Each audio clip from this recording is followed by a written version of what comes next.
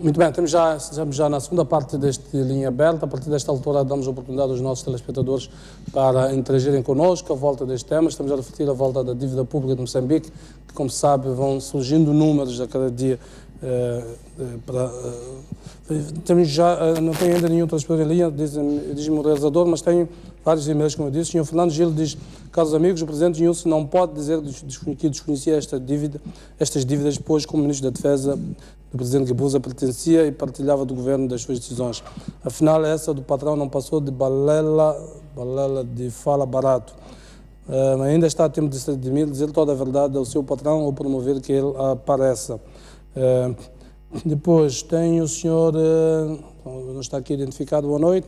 Já está claro que o governo da Frelimo, após a saída do presidente Chissano, é formado por amizades e não por pessoas competentes para resolver os problemas do povo. Se não, vejamos como é que o novo governo do presidente Nilson assume uma dívida que não contraiu. O senhor Matias Manique diz: o país está sendo hipotecado. Não sei se temos alguém em linha. Sem ser? Bom, tenho indicação de que há um problema técnico com o meu microfone. Fazemos um intervalo muito rapidamente para resolver o assunto e voltamos.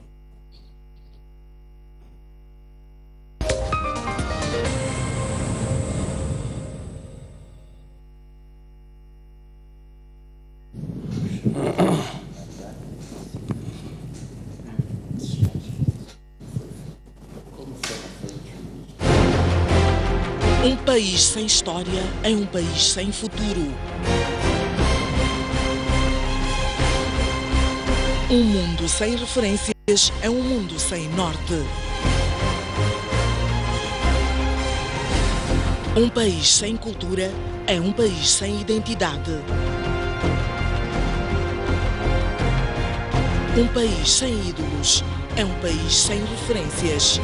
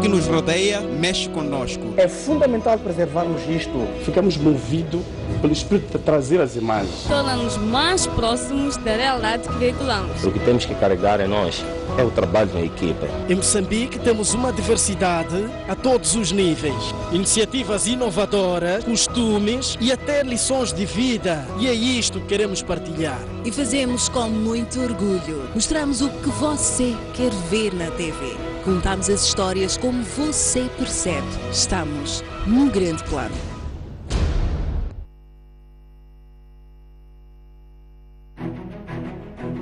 Mais um baú.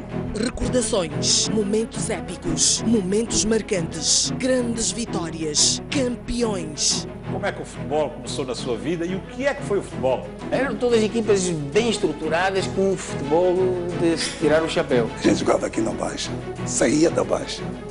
Era obrigado a fazer o jogo nos Palmaninhos. Antigos jogadores, paraquedistas, árbitros, pugilistas, médicos. O primeiro envolvimento direto foi como médico da seleção, que foi aos Jogos Olímpicos, Moscovo, 1980. Hoje já temos a capacidade de fazer diagnósticos e cirurgias artroscópicas. O paraquedismo começa quando eu via militares da Força Aérea saltar. A dobragem de paraquedas é uma coisa fundamental. Uma campeã nasce ou faz-se? Um talento tem que nascer, mas também não basta só nascer, tem que se fazer para ser campeão.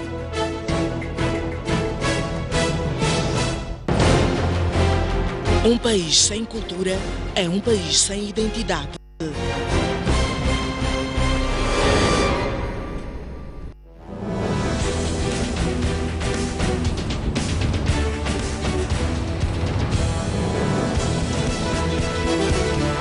Opinião no Feminino. Estreia quarta-feira às 23 horas, aqui na STV Notícias.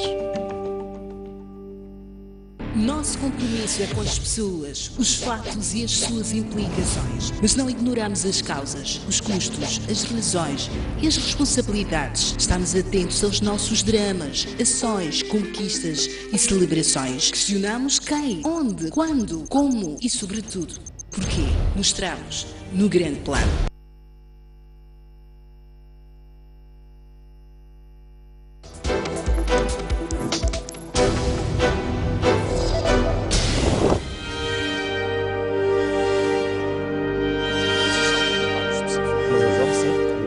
Um país faz-se de confrontos de ideias. Nós somos a ajuda do governo agora. Choramos por muita água, choramos por pouca, choramos sem água. Da pluralidade de opiniões. De uma ou de outra forma, as coisas têm que andar. Vamos evitar essa questão de eu tenho um negócio, depois amanhã torna-se um elefante branco. Não é possível formar um empresário, um empreendedor em um dia. Para outro sítio. Nosso autocarro até aos 5 anos, aos 2 anos está arrebentado. Falar é muito simples e trazer dados também é a coisa muito simples. Mas vamos à prática, não é o que se verifica o que está a dizer. Há muitos jovens que começam e têm vontade de continuar, mas não vão a lugar nenhum. O debate da nação é desta diversidade de pensamentos que é Moçambique. Essa diversidade. Empreender não são pequenos negócios de barraco, qualquer coisa. Nós estamos a destruir. Uma criança e um jovem desapareceram nas águas da praia do Inos, aqui na cidade de Pemba. Combate ao crime é a palavra de ordem da chegada do líder da ARNAF à cidade portuária de Natal. Davis Simango deixou ficar as seguintes considerações. A partir da cidade da Beira e com imagens de Manuel Chicava. No interior desta viatura seguiam 4 ocupantes. A reunião que aprovou a primeira Constituição da República. Bairros periféricos das cidades de Maputo e Matola. A alma do magistrado calou-se precisamente neste local. As notícias do país cabem todas aqui.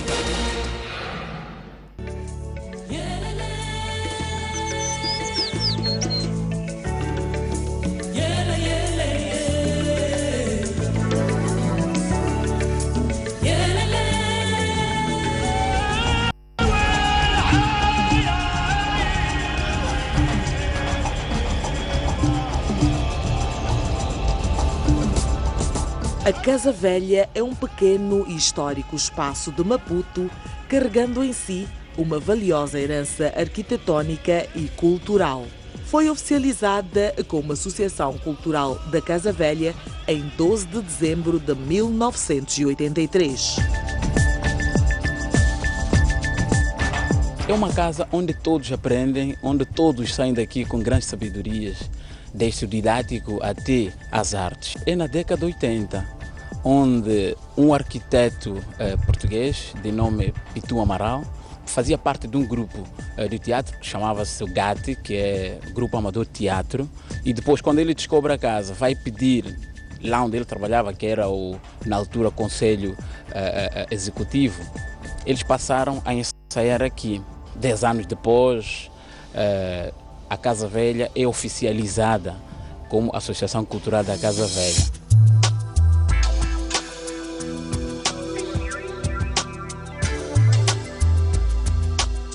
No interior da casa, encontramos um palco com uma estatura baseada de madeira e gesso e vários compartimentos que podem ser usados para exibições de arte, concentração de artistas ou mesmo sala de aulas. O espaço cênico denominado Teatro Mapico é uma cimarena com um palco pequeno, mas que durante muitos anos foi suficiente para que bons grupos e bom público florissem o ambiente cultural nacional. Naquela altura, haviam aqui festivais de várias atividades na área infantil, desde desenhos, exposição de desenhos, papel reciclado, bonecos feitos de barro, mas também havia teatro, havia dança, noites de conversa, guitarradas. onde apresentamos muitas peças de contos portugueses, que não contos A Bela Adormecida, por aí fora. A degradação progressiva da Casa Velha vem acontecendo há vários anos. A Associação Cultural Detentora do Espaço afirma que não dispõe de fundos para sua reabilitação. Manter a Casa Velha viva é uma missão impossível. Digo isso, uma missão impossível. Na medida em que a Associação Cultural da Casa Velha em si não tem financiadores, nem estrangeiros, muito menos nacionais. Já recebemos alguns fundos do Fundac, que era para parte de reabilitação do nosso anfiteatro Mapico. E muitas das vezes, nós, quando os turistas, quando pessoas que vêm e gostam da Casa Velha, procuram saber o que é que nós precisamos, a nossa resposta é sempre a mesma. Nós precisamos de tudo.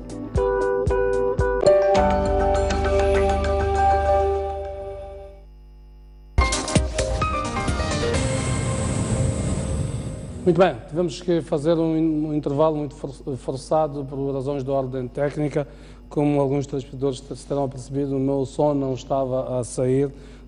Estava a ver aqui por alguns e-mails que estava a receber de alguns telespectadores, já queixaram-se precisamente disso. Por isso fizemos este intervalo forçado. Muito bem, já tínhamos aberto as linhas telefónicas. Peço ao realizador então para colocar aí a nossa linha de telefone, a partir da qual então podem colocar as questões à volta deste tópico. Enquanto isso, vou lendo algumas mensagens em e-mail. Francisco Mungue diz boa noite, saudação ao painel. É importante neste pacote da dívida pública chamar o governo anterior e o seu líder, o presidente Guebuza, para uma explicação e investigação em paralelo. Não faz sentido ter essa futura geração de moçambicanos já endividada, enquanto outros estão no país a desfrutarem dos dólares. Tem indicação de termos o primeiro telespectador em linha, Sr. João, fala-nos a partir de Maputo. Boa noite. Boa noite, Sr. João. Bom, não ouço o Sr. João. Boa noite. Boa noite. Boa noite. Sim, boa noite. Boa noite, Sr. João. Agora já estou a ouvi-lo perfeitamente. Boa noite. Sim, boa noite. Pode colocar a sua questão, por favor? Bem, não seria questão, era só um comentário que gostaria de deixar ficar. Exato. Pode deixar o comentário, por favor? Bom, fala-se das dívidas e tudo mais, pelo que percebo, foram dívidas soberanas. Sim, Sr. João, peço-lhe... Sugiro que haja responsabilização. É tudo, Sr. João. Fala-se aí de como estruturar as dívidas estruturantes, tudo mais, a macroeconomia, mas o problema de fundo agora é como poderemos pagar essa dívida. E para que isso aconteça, as pessoas têm que ser responsabilizadas. Muito bem, muito obrigado, Sr. João, pela sua participação. Então, vamos a seguir então para outros telespectadores. Enquanto isso, vou lendo algumas mensagens. O Sr. Cândido Alexandre Cumban diz saudações ao moderador Jeremias Langa e seus painelistas. Um Estado de Direito é onde há separação de poderes. Qual é o papel do Ministério Público, entre parênteses, Procuradoria-Geral da República, do Tribunal Administrativo, que estarão a fazer para defender a legalidade e o cumprimento da defesa SIC, dos cidadãos contra os saques do valor público? As instituições da Justiça deviam chamar os envolvidos na ocultação da dívida e responsabilizá-los. Já tenho indicação de um telespectador na condição de anonimato em linha. Boa noite. Boa noite. Boa noite. Boa noite. Boa noite. Boa noite. Sim, faz favor. Eu queria participar da seguinte forma. Boa noite. Sim, pode falar. Não sei se não nos consegue ouvir. Boa noite, Jeremias. Sim, boa noite. Sim, é o seguinte, eu queria saber o seguinte, como é que é possível? Nós estamos aqui... Sim. Consigo ouvir a vontade. Bom, é assim, como é possível nós estamos aqui a discutir um assunto às cegas? estamos a discutir as cegas, praticamente não temos um elemento de investigação. Não é? E o dinheiro desapareceu e a gente não sabe para onde é que foi. Eu acho que primeiro temos que procurar saber como é que o dinheiro foi investido, onde foi investido, quem são as pessoas que estavam à frente desse investimento. Então, daí, a partir deste ponto, podemos começar a investigar como é que esse dinheiro desaparece. Porque não faz sentido um valor tão avultado como este desaparecer assim do nada. Muito bem, muito obrigado pela sua participação. Criar-se um fundo. Imagino que o fundo vira um saco azul. Muito bem, muito obrigado pela sua participação. Vou pedir ao realizador, estamos com um descompasso qualquer, penso que também os telespectadores devem estar a ouvir-nos com algum delay e nós próprios, ao nível de estúdio, estamos a ouvir com algumas dificuldades. Peço, por favor, ao nosso sonoplasta para trabalhar nisso, melhorar esta qualidade. Está sofrível nesta altura. Enquanto isso, vou lendo alguns e-mails. Tenho aqui um e-mail de um telespectador que diz: boa noite, Carlos Jeremias. Penso que leia desta vez meu e-mail na íntegra. É um livro, por favor. Sou o Max e estou envergonhado com este povo demasiado permissivo. Um governo que não respeita as próprias leis, que aprova, contrai endividamentos que não passam pela Assembleia da República. Isto é, o governo que violou a Constituição e merece ser julgado. Prendam o presidente Guebuza de uma vez antes que fuja. Já o saudoso Samora prevenia que para que não se desse muitos poderes ao presidente Guebuza, porque há ambiciosos capazes de vender a sua própria pátria. Muito bem, o e-mail é enorme. Tenho indicação de um telespectador na condição de anonimato a partir de Pemba. Boa noite. Sim, boa noite. Boa noite. Boa noite, boa noite. Boa noite, boa noite. Boa noite. Boa noite. Sensei, faz favor. Boa noite, boa noite. Sensei. Boa noite. Definitivamente não é um dia. Peço desculpa, mas vamos encerrar as chamadas. Não há paciência que aguente. Nós temos que organizar-nos internamente relativamente a isto. E o principal corrupto está por cima. Peço ao nosso sonoplasta para ver de facto o que é que está a acontecer e penso que... Acho que já estaria lá. Muito bem, vou ler aqui algumas mensagens que eu tenho aqui. O Sr. Jorge Fernandes, anonimados, boa noite. STV, muito obrigado por esta oportunidade que nos oferece. Vou ao assunto. Tudo isto tem a ver com a Constituição do nosso país, que não serve aos camaradas e não querem ouvir outros partidos ou sociedade civil, por exemplo. É tempo em que o Ministro das Finanças e o Presidente Sassante podiam vir esclarecer o assunto. Pronto, algumas coisas... O Sr. Amândio Ismael Martins diz que já estamos a pagar a dívida, aumentaram as taxas para se reconhecer documentos e abriram muitas vagas de emprego a nível do país, que ninguém será contratado só para as pessoas reconhecerem os seus documentos, sem falar de outros aumentos. O Sr. Amadi diz, doutor Agenda, não se esqueça que o Estado moçambicano é avalista, não precisa de sede da empresa, o Estado assumiu como avalista qualquer banco do mundo que credibilizaria um Estado e os senhores contraíram a dívida em nome dessa empresa.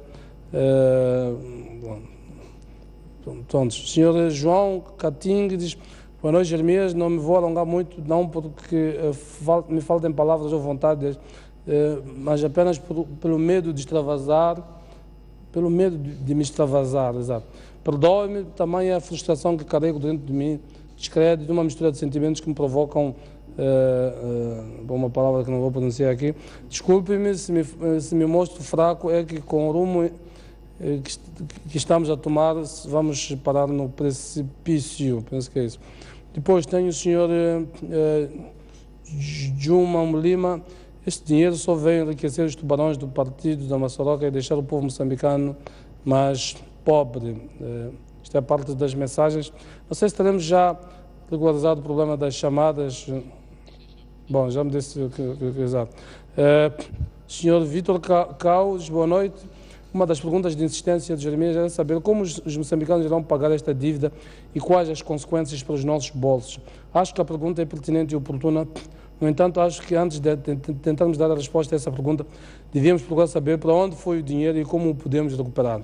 Sr. Hassan Samutimba diz que as gerações presentes e futuras já estão condenadas a viver com a dívida pública, enquanto os promotores vivem em paraísos fiscais. Se este país fosse sério, levaríamos os promotores dessa dívida à barra do tribunal.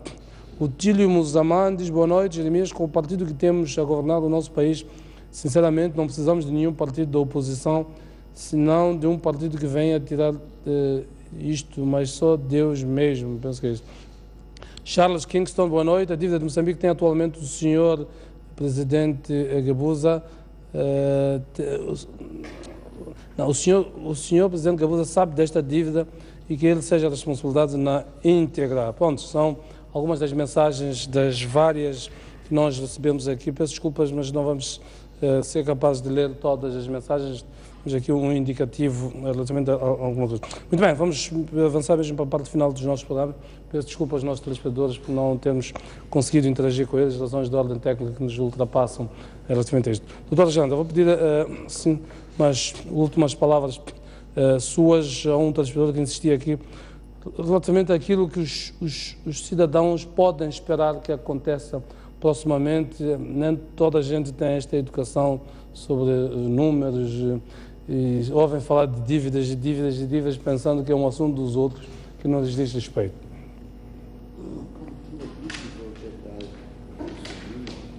A situação económica do país é desesperante. Mesmo naquilo que nós chamamos de condições normais. Bom, tem a indicação do Dr. Janda que está com um problema de som. Vou pedir aqui ao Dr. Adriano. Hoje é definitivamente um mau dia nesta matéria. Bom, eu penso, Jeremias, que em primeiro lugar é importante se enverdar para uma auditoria, para uma questão de transparência, para esclarecer a questão, chamar todos os credores, amigos, quem tem um papel aqui, dívida soberana, traga aqui, que é para termos uma situação clara de quanto é que o país deve, qual é a situação das nossas contas efetivamente e ver para onde é que o dinheiro foi, aquilo que é possível recuperar. Eu penso que há, em relação ao governo e ao Credit Suisse, uma diretiva muito importante do governo suíço da possibilidade de recuperação de dinheiros públicos que tenham que ver com esquemas não muito claros como estes, por exemplo. O Credit Suisse já devolveu algum dinheiro para Angola, devolveu algum dinheiro para a Nigéria. Eu penso que é possível, num quadro da auditoria, apurando-se quanto é que é e que partes é possível ainda devolver. Portanto, esta é uma questão. No que diz respeito às consequências disto, isto faz ainda parte daquilo que nós sempre dissemos, os custos socioeconômicos da corrupção. É isto aqui.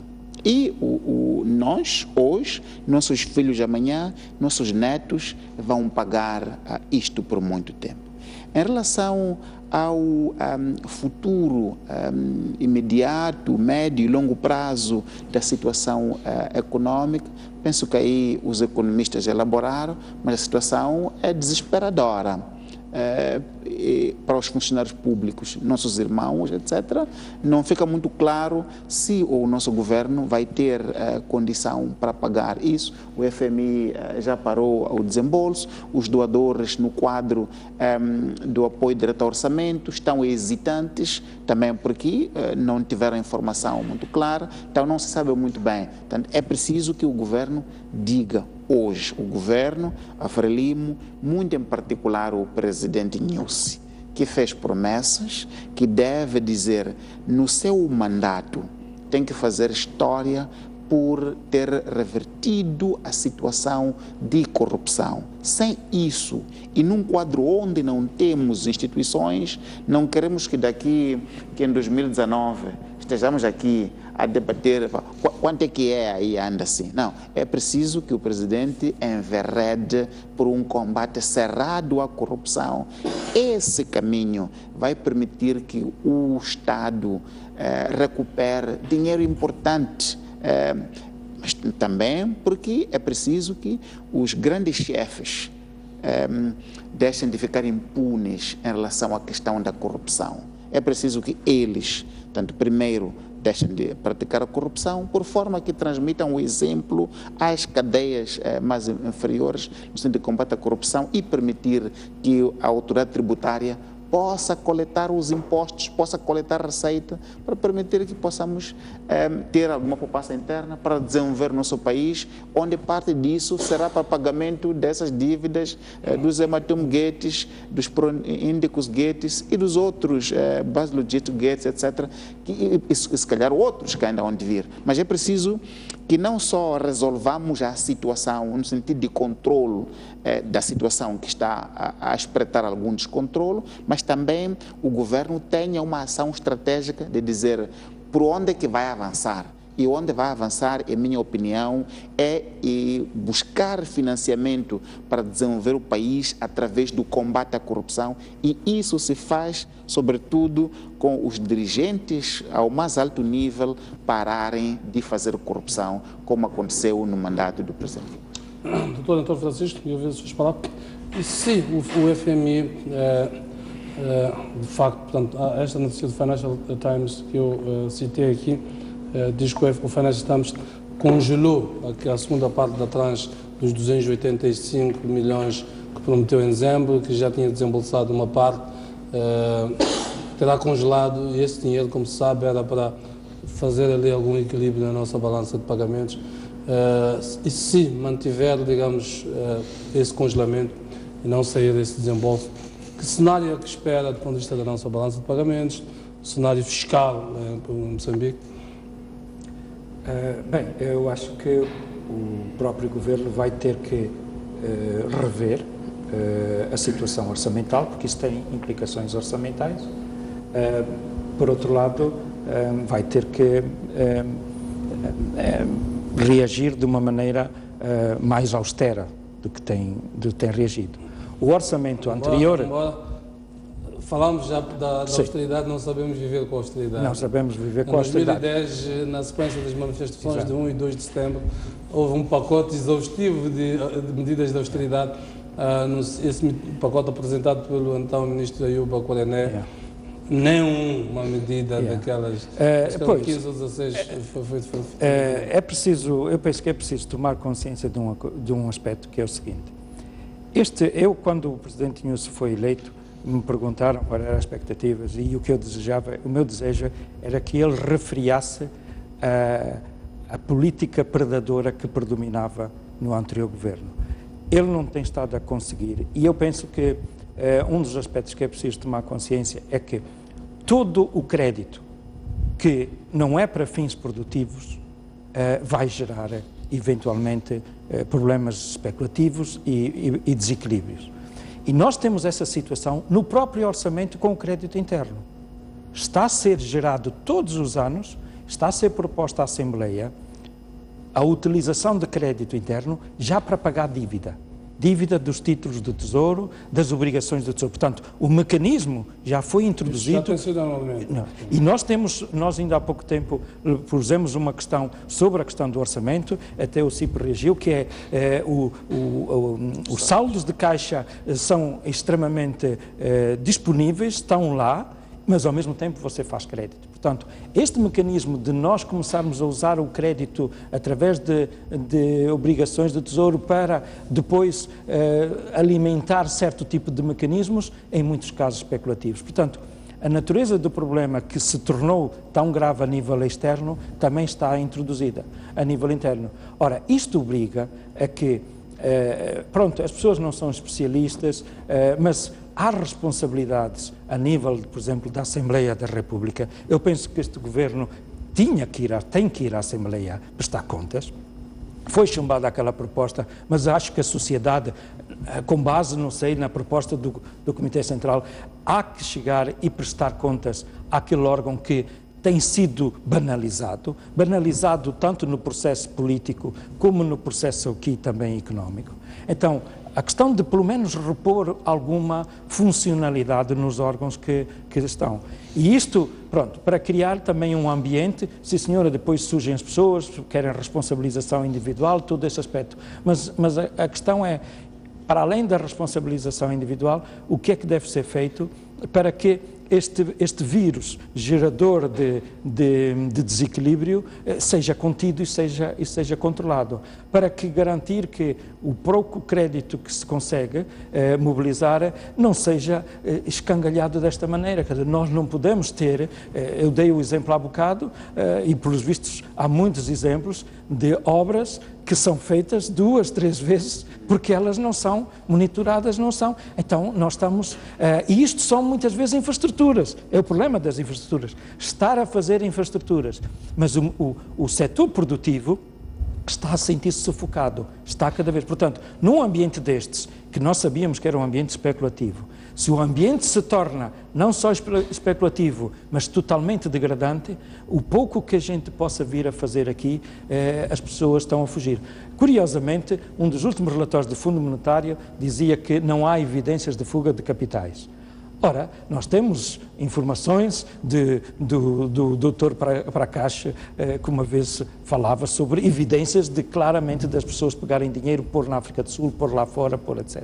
Ou seja, não é só o capital estrangeiro que não vem, é a própria disponibilidade, porque os moçambicanos, se não têm ambiente para investir que seja positivo, não vão investir. Portanto, eu penso que aqui uma coisa não parece ligada à outra, mas claramente o Governo está numa situação em que tem tido dificuldades de criar ambiente de paz, tem tido dificuldades de criar ambiente de segurança aqui mesmo nesta cidade, com o problema dos raptos, com o problema da insegurança, e tem tido dificuldades de dialogar com os doadores, e agora tem dificuldades de dialogar com o Fundo Monetário. Portanto, há que rever a maneira de relacionamento para criar estabilidade. A função de um governo é criar estabilidade e não criar instabilidade. E isto é crucial para depois podermos lidar com os problemas. Muito bem, tudo isso num cenário em que lá no fundo temos ainda a guerra,